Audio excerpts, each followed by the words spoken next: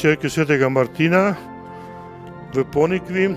Z nami je gospod župnik magister Lojze Kačičnik, ki nam bo najprej opisal to lepo cerkev. Prosim. Ja, lep pozdrav vsem gledalkam in gledalcem.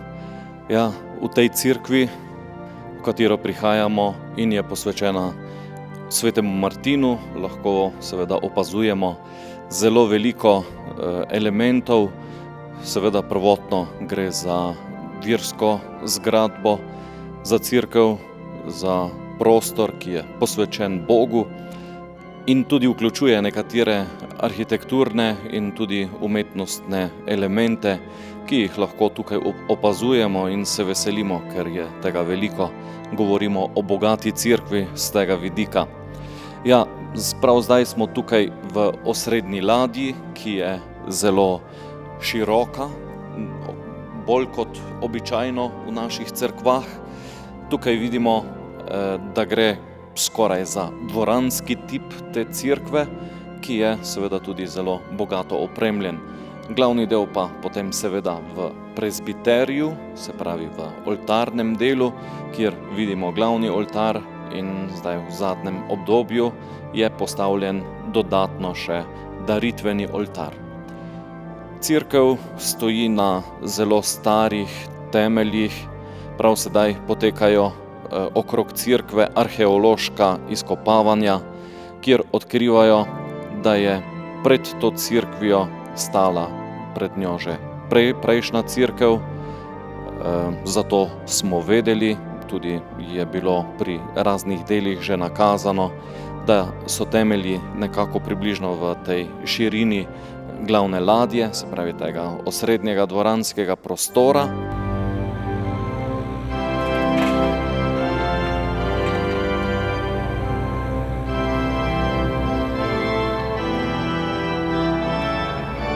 Sedaj so odkrili, da je skoraj v celoti ohranjen tabor okrog cerkve, to pomeni protiturško obzidje, ki je bilo postavljeno zelo verjetno v 15. stoletju. Pri nadaljnjih izkopavanjih pa so na severni strani cerkve odkrili še dodatne temelje, tako da govorimo o najmanj 3 cerkvah. No, pravkar je arheolog omenjal možnost, da bi ta cerkev imela celo 5 ladij, to še trenutno ni odkrito. Če bi se to izkazalo za resnično, potem govorimo o zelo izredni bogati arhitekturni najdbi, arheološki najdbi, ki pa jo bo seveda treba še dopolniti in tudi raziskati, ali to drži in v kakšnem koncu se je to tudi naprej razvijalo.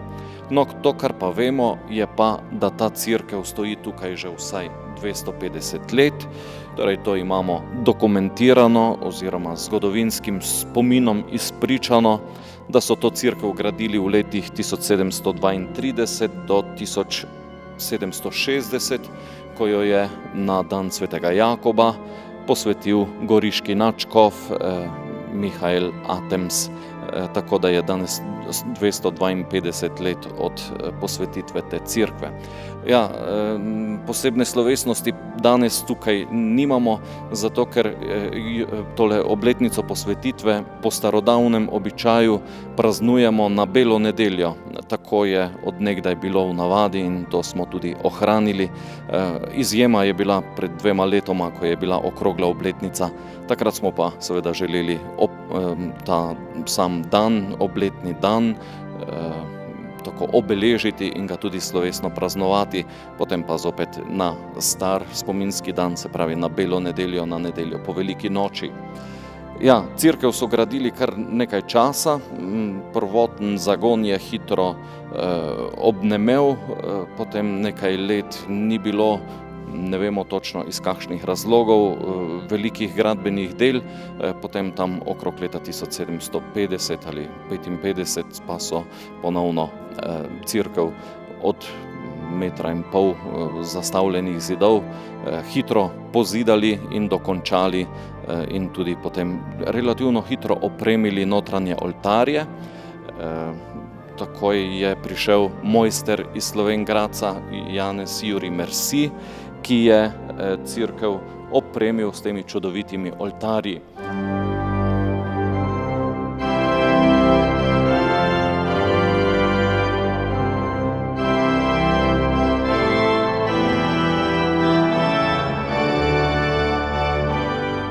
No, če gremo zdaj od stranskih oltarjev k glavnemu, na naši levi je... Na naši levi je, tukaj je oltar svetega Frančiška Ksaverija, svetnika, ki je znan, da je bil eden od ustanovnih članov družbe Jezusove. Takrat je, se pravi, med prvimi se je pridružil, ni bil čisto prvi, a ko je postal aktiven član te družbe, se je resnično ves posvetil in je tudi v nekem trenutku odšel v misijone v Indijo in od tam nadaljeval pot proti Japonski, a je ga prehitela smrt.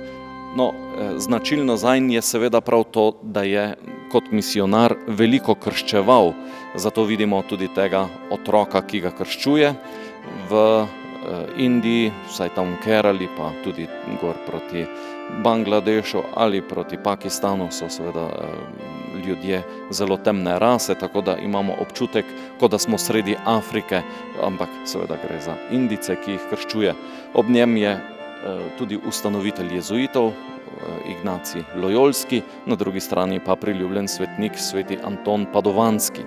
Tako imamo ta stranski oltar, ki je morda malo manj bogat, vidimo, da je verjetno že potem bilo veliko stroškov, pa morda so se tudi razmere zelo spremenile, medtem ko v tem osrednjem delu pa vidimo resnično izredno bogata rezbarska dela, pa naj gre za glavni oltar ali pa za prižnico, pred katero stojimo. No, prav z tega dela ali še kakšen korak malo bolj nazaj se odlično vidi predstavitev teh podob v baldahinu, v prižnici, torej v zgornjem delu, vidimo 12-letnega Jezusa v templju. To so pismouki, ki ima vsak na svojih kolenih zvitek oziroma kodeks. Seveda gre za svetopismo, ki ga proučuje in se tudi na osnovi teh besedil iščejo razlage in interpretacije določenih trenutkov v zgodovini in Jezus, 12-letni, torej pravkar polnoletni, je dobil pravico, da se s temi pismouki pogovarja. Prižnica je bogata tudi v spodnjem delu, kaj pa je tukaj?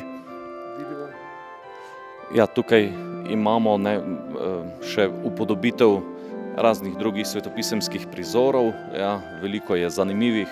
Dobro, ta glavni so gotovo kipi, tukaj, ki jih vidimo, to so kipi evangelistov, vseh 4, vmes so tukaj reliefi iz Nove zaveze, tukaj konkretno vidimo, kako Kristus izroča ključe Petru, seveda po tistem, ko je Peter izpovedal vero in je izpovedal Kristus, ti si Kristus, sin živega Boga. Jezus pa odgovarja, blagor ti, Simon, Jonov sin, zakaj meso in kri ti tega nista razodela, ampak moj oče, ki je v nebesih, in tudi jaz tebi povem, ti si Peter, skala, in vidimo skalo od zadaj, a ne? In na to skalo bom sezidal, kaj? Cerkev. Vidimo cerkev, tukaj sicer zgradbo, ampak v resnici seveda govorimo o duhovni zgradbi, skupnosti verujočih, in dal ti bom ključe nebeškega kraljestva. Zakaj? Zato, da boš odvezoval in zavezoval grehe in druge stvari. Govorimo o Petrovem prvenstvu oziroma o poslanstvu, ki ga ima rimski škof, ki je naslednik apostola Petra. Ja, zdaj smo pa že tukaj še pri tem oltarju, ki pa je oltar posvečen svetemu Antonu Puščavniku. Ga tudi vidimo v značilni obleki. Ob njem je veliko kamenja, simbol puščave, tudi veliko skušnjav, zato hudi duh. Kasneje so Pavlinci, duhovni sinovi, ki so želeli posnemati življenje svetega Pavla, imeli tudi veliko opravka z svinjami.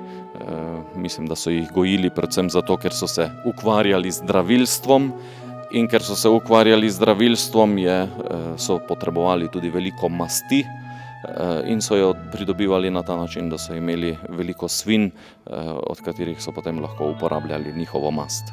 To je pa zdaj novejši del, tale srednji del. Spodnji del je seveda novejši, pravzaprav sam del ni novejši, ampak ta del je sveže obnovljen, tudi z namenom, zato ker je tukaj postavljen relikvijarij. Govorimo o relikvijah blaženega Antona Martina Slomška, ki nam jih je odstopil mariborski škof, takrat še škof, dr. Franc Kramberger, kmalu po beatifikaciji. Relikvije so ena stvar, ki so v cerkvi zelo češčene, morda nas na prvi trenutek malo zmedejo ali pa nam predstavljajo nekoliko stiske. Zakaj? Zato, ker se bojimo mrtvih delov, ampak tukaj ne gre za to. Kristjani zelo spoštujemo ljudi, torej človeka kot posameznika, pa potem tudi kot vse ljudi skupaj. Še posebej nekoga, ki je dober, in tudi tistega pa posebej, ki doseže stopnjo svetosti. V prepričanju, da je svetost nekaj takšnega, kar prevzame celega človeka.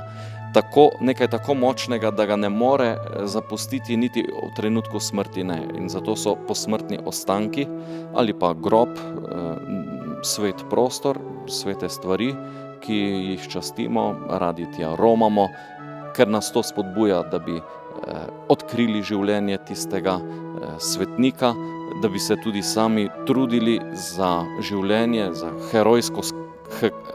herojsko krepost, ki je njemu pomagala k svetosti na poti na oltar, in seveda, da bi z molitvijo izprosili kakšno milost, morda tudi kakšen čudež. No, tukaj imamo Slomškove relikvije, kot rečeno, ki nam predstavljajo našega rojaka, blaženega Antona Martina Slomška, ki je bil tukaj rojen 26. novembra 1800 in še isti dan je prejel tudi sveti krst. Seveda na krst nas spominja tam bližnji krstni kamen, ki je na drugi strani vzidan v steno in predstavlja ta milostni trenutek. Isti krstni kamen? Kamen je isti, morda je na drugem mestu, to ne bi zdaj znal čisto točno povedati, gotovo pa je kamen tisti, ki je že od nekdaj v tej cerkvi, priča številnih milostih, ki se delijo po tem zakramentu. Slomšek je to zmeraj zelo, zelo cenil in če se je le dalo, je vsako leto, bodisi na samorojstni dan ali pa v neposredni bližini prišel semkaj in v cerkvi dlje časa tiho molil, se zahvaljeval za milost vire, za dar, ki ga je prejel, ki ga je tudi tako lepo opisal kot luč in kot ključ, bodisi v smislu vire, v smislu kulture. Zanje je to bila enota, nerazdeljiva celota, ki je ni bilo smiselno in nedovoljeno deliti, ampak za njo živeti, delati, goreti. No, sedaj se približujemo oltarnemu delu, se pravi v središču cerkve. Kaj je tukaj najbolj pomembno? Ja, tu je veliko lepih stvari. Tu bomo skušali razložiti, kaj najdemo v glavnem oltarju. Seveda najprej našega župnijskega zavetnika, ki je tudi patron te cerkve, to je sveti Martin v sredini oltarja, v glavni niši. Navadno smo navajeni, da vidimo Martina na konju, kako razpolovi svoj plašč in ga polovico daje revežu. Tukaj pa je upodobljen v malo drugačnem trenutku, in sicer v trenutku, ko ga Jezus sprejema v nebeško slavo. Se pravi, upodobljen je v trenutku poveličanja. Jezusa vidimo desno zgoraj od Martina in Martin v škofovski opravi, angeli držijo palico in kapo, nad njim je mogočna krona, okrog je veliko veselja, kar predstavljajo številni angeli, ki igrajo na razne instrumente.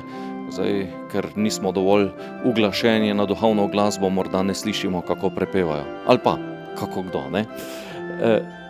Potem vidimo ob svetem Martinu seveda še nekatere druge svetnike. Če gremo prav od desne proti levi, je najprej sveti Pavel, potem je sveti Janez Nepomuk, je tudi izredno zanimiv svetnik, tam iz 15. stoletja, zavetnik spovedne molčečnosti, na kar lepo nakazuje tudi angelček, ki drži atribute. To pomeni prst na ustih, pomeni, da je treba molčati in to, kar slišimo pri spovedi, držati tajno, tako kot tista mogočna ključavnica, ki jo ima v rokah. Zakaj pripovedujem to? Zato, ker je sveti Janez Nepomuk v svojem življenju pretrpel mučeništvo prav zato, da je izpričal zvestobo dani obljubi, da tega, kar sliši pri spovedi, ne bo nikoli izdal. Ko je bil spovednik na Češkem dvoru in je bil to čas, ko se kralj in kraljica nista imela preveč rada, in ko je šla kraljica k spovedi, je kralj želel od spovednika izvedeti skrivnosti, ki mu jih je povedala, oziroma grehe, verjetno je šlo za kakšne kočljive zadeve. Spovednik je seveda ostal zvest temu, kar je čutil, da je prav, in to, kar je tudi obljubil. Ni bil pripravljen tega izdati, kralj je od njega kljub temu zahteval, pravi, povej, če ne ti odrežem jezik. Je rekel, ne povem. In mu je odrezal jezik, pa nazadnje so ga vrgli v Vltavo in tako je umrl mučeniške smrti. S tem je postal resnično zavetnik spovednikov in pa tudi tega načela, ki ga imenujemo spovedna molčečnost. No, če gremo čez glavno nišo, na drugi strani vidimo še enega svetnika, za katerega domnevamo, da bi tudi lahko bil sveti Frančišek Ksaveri, čeprav smo ga že enkrat videli v tej cerkvi, in pa čisto pri oknu vidimo svetega Petra s ključi. Potem imamo še 2-3 zelo lepe motive v tem delu, gotovo tabernakel, osrednji del, kjer prebiva Kristus pod podobo kruha. Nad njim je čudovita zadnja večerja, Jezus med 12 apostoli in na mizi jagnje. To jagnje predstavlja njega samega, kar je čez nekaj ur postal, ko se je pustil pribiti na križ. In to je bil izvir tega, kar predstavlja spodaj antipendij, rešitev duš iz vic. S pomočjo Kristusove žrtve, s pomočjo njegove daritve, njegove krvi, ki jo strežejo angeli, moramo biti rešeni večnega pogubljenja oziroma tudi očiščeni v vicah. Svetniki in angeli so tako neke vrste posredniki, ki pri tem pomagajo. Tako vidimo svetega Martina, pa Marijo Janeza Krstnika in druge številne angele, ki ne sami od sebe, ampak v moči Kristusove krvi vlečejo, se pravi rešujejo duše iz vic. Ja, to je ta spodnji del, biser tega oltarja pa je atika ali del v nadstropju, kjer vidimo Marijo brezmadežno. V resnici gre za motiv Marije druge Eve. Torej, kaj se je zgodilo? Levo in desno od Marije vidimo moškega in žensko, Adama in Evo, ki sta upodobljena že po prvem grehu, se pravi po grehu, ki sta ga zagrešila. Čuti se, da nosita težo s seboj, sključena sta, oblečena sta, čutita sram in skrbijo, kako se bo to odvilo. Eva ima ob sebi okostnjaka, se pravi smrt je nekaj bolečega, nekaj, kar nas tudi duhovno mori, potem delo, ki ga čutimo kot napor. Skratka, en kup stvari je, ki nakazuje, da je šlo resnično za dramatičen, za usoden trenutek s tem, ko sta Adam in Eva posegla po drevesu spoznanja. Ampak takrat Bog ne pusti človeka samega, ampak pride naproti z neko napovedjo, vsaj tako so jo razumeli že Judje v Stari zavezi, še bolj pa kasneje kristjani, da gre za napoved odrešenja. V čem? V tem, ko govori v pogovoru skačev sicer Bog, ne, in napoveduje: sovraštvo bom naredil med teboj in med ženo, med Evo, med tvojim potomstvom in med njenim potomstvom. Ta ti bo glavo strl, ti ga boš pa ranila na peti. Tako so potem kasneje kristjani prepoznali v tem prvi evangelij, prvo veselo oznanilo, protoevangelij, ki se je mnogo stoletij kasneje uresničilo v Devici Mariji, ki pa jo vidimo upodobljeno prav v sredini. Marija brezmadežna, ki je povezana z neko simboliko, s prvo ženo, z Evo. Eva je utrgala sad, ki je prinesel nesrečo.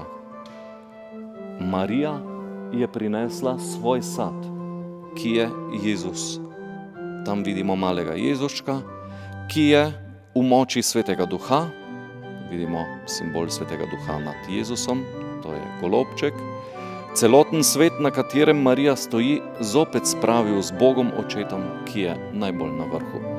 Tako je ta napoved v raju dobila svoj epilog, zaključek, in se je to uresničilo, in od takrat naprej imamo zagotovilo, da je odrešenik med nami, če z njim sodelujemo, smo tudi lahko deležni odrešenja.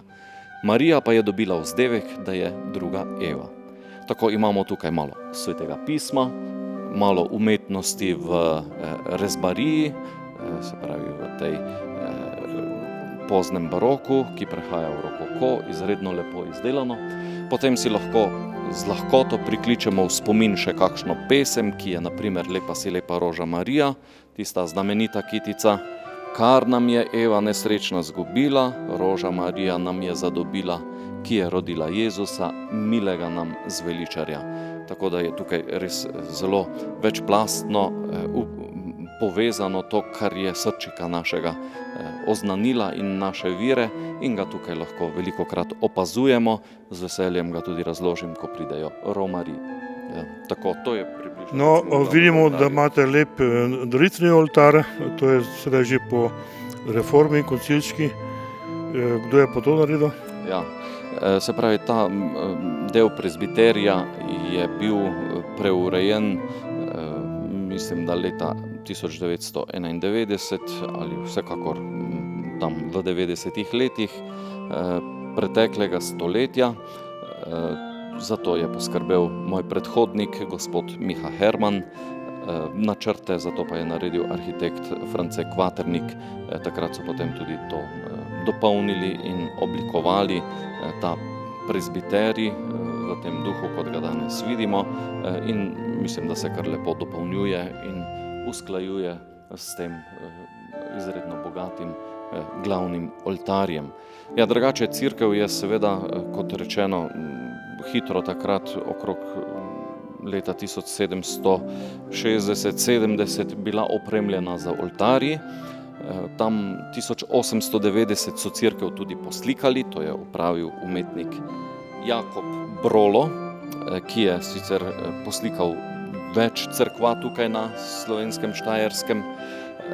Tudi to izredna lepa poslikava, ki je bila opravljena leta 1890, je bila pospremljena. To, kar zdaj vidimo. To, kar vidimo, je bila pospremljena seveda tudi z delno obnovo teh oltarjev, ki jih vidimo.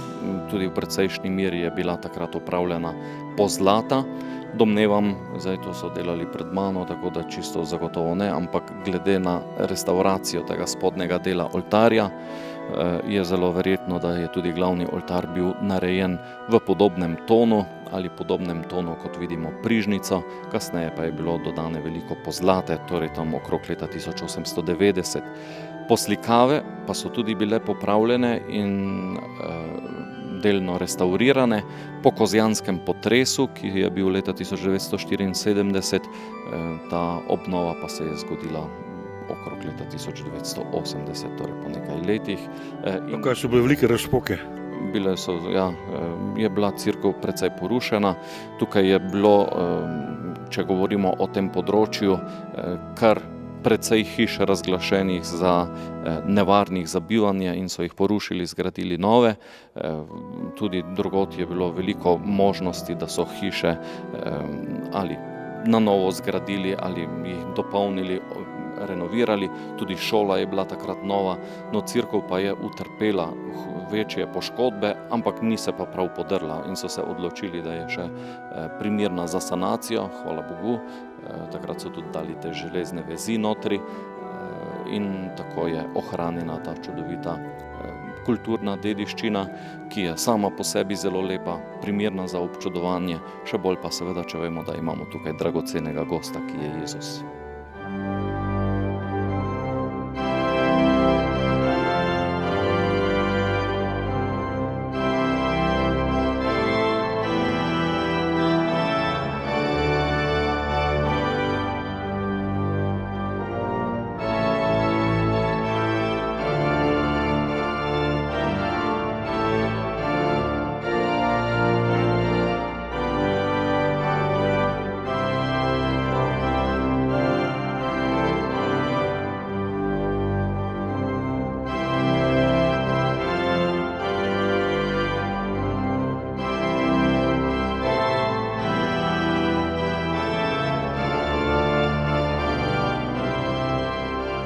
No, sedaj smo v župniški pisarni župnije Ponikva.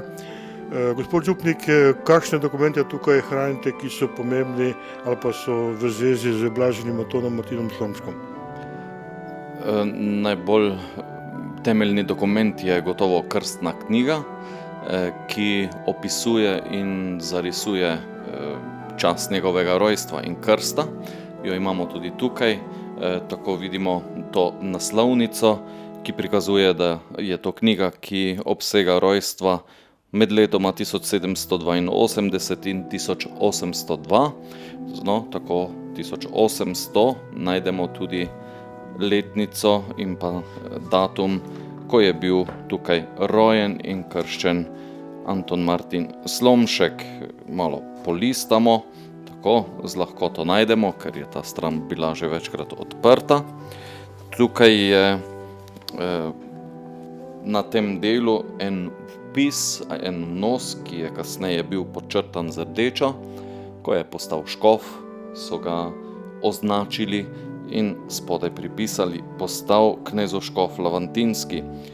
Vpisan je seveda datum 26. november, gre za leto 1800. Tukaj piše Anton Slomšek, seveda v nemščini oziroma v gotici, oče Markus Slomšek. Zanimivo, pri materah je še tudi priimek v ženski obliki, Marija Slomšekin, tako so Nemci takrat oziroma v nemškem pravopisu uporabljali očitno, rojena Zorko Zorkin, pravzaprav, ker je zopet ženska oblika za priimek in tam imamo potem še vpisanega Botra in to nekako ostaja za takratni vpis Antona Slomška.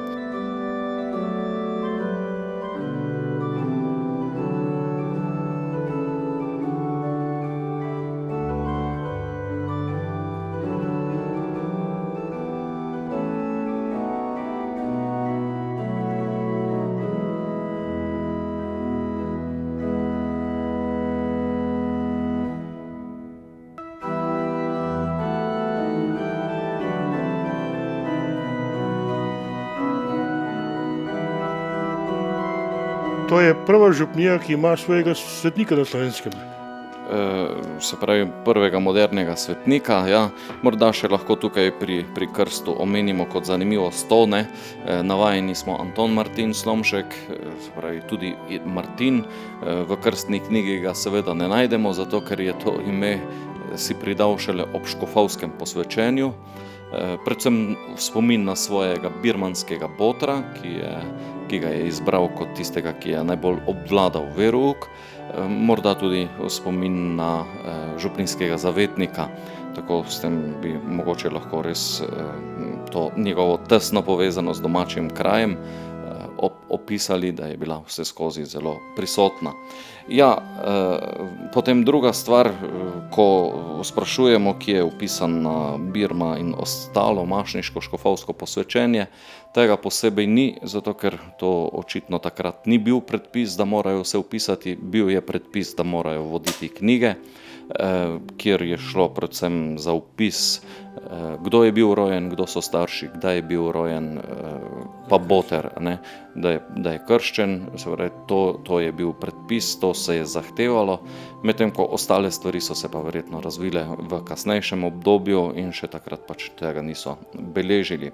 Ja, Ponikva je seveda ena od prvih župnij, se pravi prva župnija, ki je imela blaženega iz tega novejšega obdobja, drugače seveda lahko naše ozemlje vendarle bogato obdarjeno z svetniki, če govorimo o rimskih svetnikih, ne, ampak to so pač bili, takrat še niso bili Slovani, tukaj Maksimilijan Celjski, Viktorin Ptujski na Ptuju, potem v Ljubljani imamo tudi Maksim Emonski, pa še koga bi našli, ne? V Kopru Justin, pa še tudi drugi, Abraham, ne? Imamo zelo bogate svetnike. Potem nikakor ne moremo pozabiti svete Eme, ki je tudi izvirala tukaj iz Pilštanja, ampak potem pa uradno razglašenih v tem bolj zadnjem obdobju, pa iz tega obdobja slovenskega naseljenstva, pa jih imamo precej manj, ne, oziroma je Slomšek prvi med njimi, zato smo toliko bolj veseli in ponosni, da je bil tukaj rojen, tudi to, da je ohranjal stik, sem je velikokrat prišel, tu je tudi posvetil zvonove leta 1851, je imel čudovito pridigo takrat tudi, potem enkrat je imel sam, je vodil ljudski misijon, tako da je... To kot škof že? Kot škof. Tako da je domači župniji res posvetil kar nekaj pozornosti, tako da je nekaj tudi materialnih stikov ohranjenih na blaženega Slomška. Ja, upamo, da bo kmalu tudi svetnik, tudi tukaj imamo nekaj gradiva, ki lahko obsega morebitni čudež, torej ni še zagotovo, ali bo to šlo v zaključni proces. Vsekakor je pa nekaj primerov, ki govorijo o uslišanjih, ki bi jih lahko pripisali škofu Slomšku in kar bi tudi predstavljalo potem neko podlago in bazo za to, da bi v nekem doglednem trenutku tudi stekel dokončen proces za potrditev čudeža in potem za kanonizacijo. Mogoče še dve stvari v zvezi s Slomškom.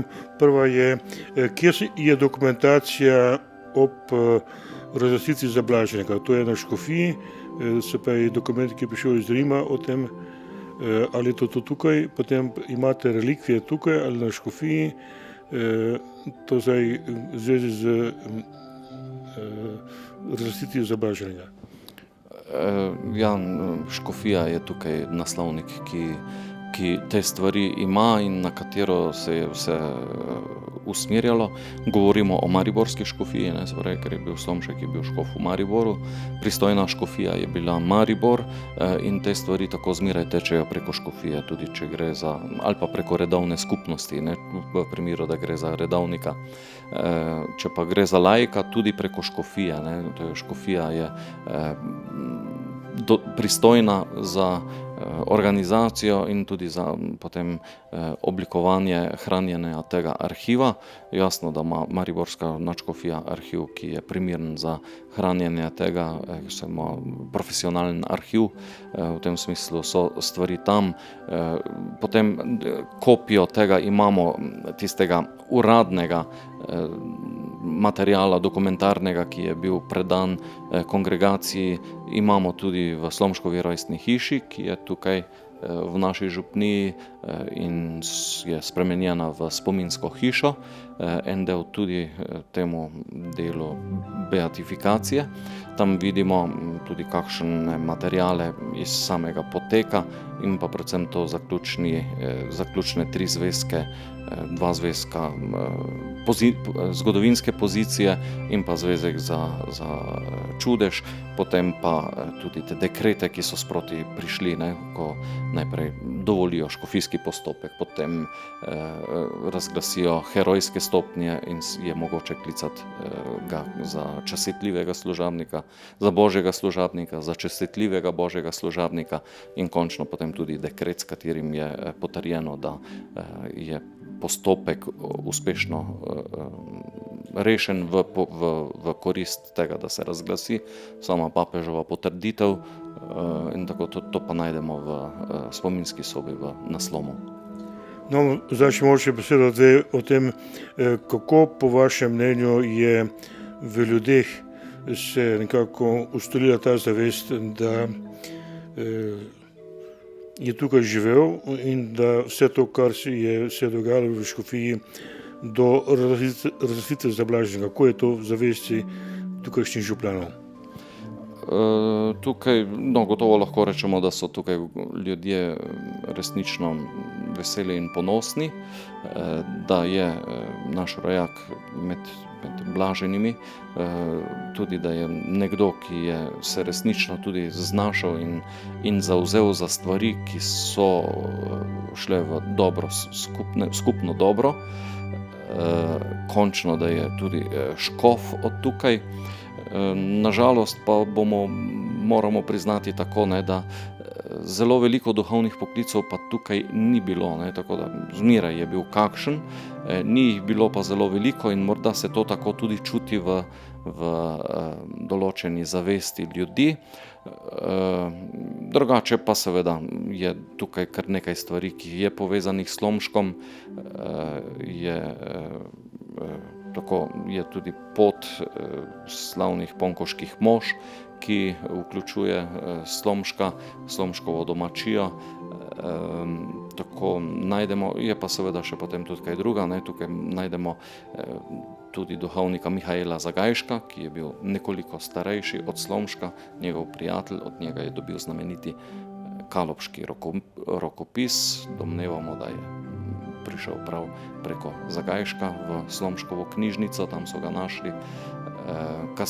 Zagajšek je spisal prvo slovnico v slovenščini, slovensko slovnico v slovenščini, potem kasneje imamo enega nekoliko mlajšega od Slomška, to je Blaško Cen, je bil priznan kartograf in izdajatelj atlasov, in pa v novejšem času Stanko Buser, profesor geologije, ki se tudi delno politično angažiral, sploh ob osamosvojitvi.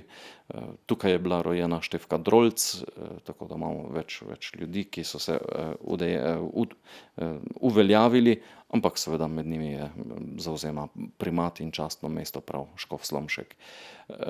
Drugače tukaj velikokrat sodelujemo pri pripravi kakih slovesnosti, romarskih shodov, marsikaj je povezano s Slomškom, radi tudi poromamo na skupne prireditve, ki so povezane s Slomškom, včasih bolj množično, včasih manj, ampak skušamo pa res tudi gojiti to znamenje hvaležnosti, da je od tukaj izšel in da je tudi ta domači kraj ponesel v svet, ne, tako če gledamo Slomškov govor, velikokrat prav zaslutimo, začutimo, ne, ta melos in pa besede, ki so zakoreninjene tukaj na Ponikvi ali v tem okrožju, okraju, pa tudi ta ljubezen do narave, do vsega, kar je tako čudovito opeval, njegov prodorni duh, ne, to je tisto, kar mislim, da ostaja tudi za danes še zmeraj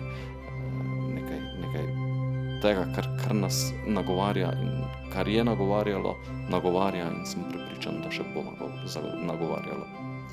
Katere so pa vsakoletne slovesnosti? Obletnica razglasitve, potem kakšno romanje, kakšne združenj, recimo Slomška obrana značka, ne, potem druge stvari. Kaj je tega, kar je nekako se ustalilo? Ja, zdaj v Slomškovem letu, ne, letos praznujemo 150-letnico njegove smrti, v kratkem, v septembru se bo to zgodilo, ampak skušamo nekako to razširiti, da ne bo samo en dogodek, ampak da jih bo več. Tukaj smo imeli slovesen začetek Slomškovega leta, prav na Slomu, na njegovi domačiji. Drugače od teh večjih shodov imamo tukaj že omenjeno zaključno prireditev Slomškovega bralnega priznanja, ki je običajno aprila ali maja, odvisno od možnosti usklajevanja koledarja. Potem ob Slomškovem godu je na soboto pred Slomškovo nedeljo srečanje katoliških učiteljev, vzgojiteljev, pedagogov in staršev, ki ga organizira Društvo katoliških pedagogov Slovenije v sodelovanju z župnijo in tudi s katehetskim uradom. Tako da tudi to romanje je nekako sestavni del teh spominov na Slomška. Potem je že tudi, mislim, da bilo 7-8 shodov kmetov. Kmetje so Slomška razglasili za svojega zavetnika. To je navadno v oktobru, to poroma kar večje število ljudi, 1000 do 1500, tudi 2000, različno pač od leta do leta, tudi od vremena. In eno izredno lepo srečanje je tudi srečanje sodelavcev Karitas. To pa navadno poteka v novembru, tam proti koncu novembra, blizu Slomškovega rojstnega dne, in tudi to predstavlja eno tako lepo srečanje. Razen tega imamo še potem nekatere druge stvari. Kot rečeno, v času Slomškovega leta tukaj potekajo mesečne molitve 19. v mesecu, to je prav na obletnico Slomškove beatifikacije. Potem pa tudi tako občasno imamo molitveno uro, gotovo pa pri vsaki sveti maši dodamo prošnje, zato da bi bil Slomšek malo razglašen za svetnika. Tudi po obhajilu molimo to molitev, ki jo dobimo navadno na podobicah. Nebeški Oče, blaženi škof nam je luč na poti našega krščanskega življenja. Potem pa so še kakšne druge priložnostne zadeve. Kdaj je župnija nastala, kako je velika, koliko imate podružnic, koliko je danes vernikov, s katerimi dejavnostmi ste najbolj zadovoljen kot župnik? Danes župnija šteje približno 2000 ljudi, 165 veroukarjev. Bi rekli, večinsko prihajajo k verouku, čeprav v zadnjem letu smo priča posebnemu pojavu, da je pravzaprav zelo malo otrok iz razreda pri verouku, 7 od 17 v razredu, če se ne motim, kar je za podeželje presenetljivo malo. Je morda kakšen iz Sladke Gore, ker en del prihaja tudi v našo šolo, ampak vseeno ostajamo na, recimo tako, še mislim, da ne na polovici teh otrok, ki so iz naše župnije, ki prihajajo k verouku, kar je zaskrbljujoče in o pojmu nove evangelizacije seveda pove, da je nujna in da je potrebno pristopiti k temu s vso resnostjo. Nedeljnikov, tako nekje med 350 do 450, v počitnicah pa seveda manj, zato ker takrat gotovo ni otrok, pa tudi staršev nekaj manj, pa niso vsi na počitnicah, ampak na teh počitnicah pač so. S tem se srečujemo, sicer pa moramo reči, da je to še relativno dober obisk, in da so ljudje resnično pripravljeni priti na nekatere skupne stvari. Zelo velika pripravljenost je, sploh ko govorimo o nekih udarnih akcijah in o takih stvarih. V tem smislu je Fara izredno dejavna, aktivna in pripravljena pomagati. Na duhovnem področju pa je tudi nekaj pobud, ki jih je potrebno omeniti. Je dejaven in aktiven župnijski pastoralni svet, potem tudi deluje župnijska Karitas. Prav gotovo smo lahko ponosni na zakonski skupini, ki delujeta, vsaj 2 lahko omenimo.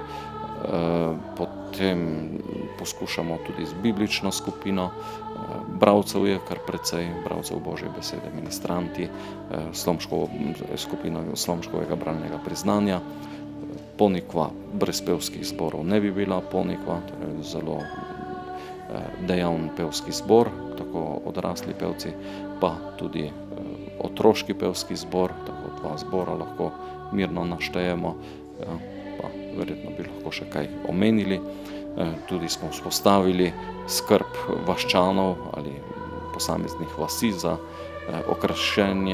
krašenje in čiščenje cerkve, tako da tudi na ta način skušamo krepiti zavest posamezne vasi, so odgovornost za to, da imamo neko podobo cerkve, ki je lepa in je lahko pač tudi urejena po njihovem okusu, ni nujno zmeraj, da imamo neke vzore, ki bi bilo stalno enako ali zmeraj producirano za ene vrste ljudi, ampak da to je nekako njihovo in se je to kar dobro obneslo.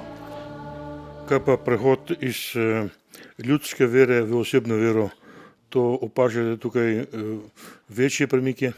Večji premiki so naloga nove evangelizacije. Gospod župnik, hvala za pogovor. Hvala lepa.